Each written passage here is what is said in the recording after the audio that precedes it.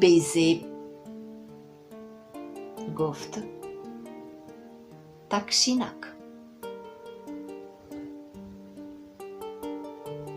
تکشینکم، الولکم، گلولکم.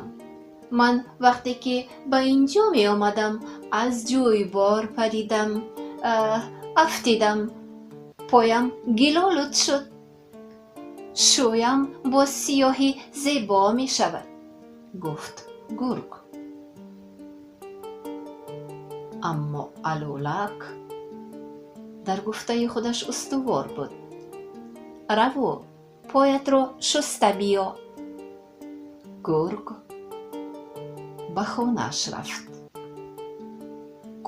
کافت و رنگی سیاه یافت. پایهایش را رنگی سیاه رنگ کرد و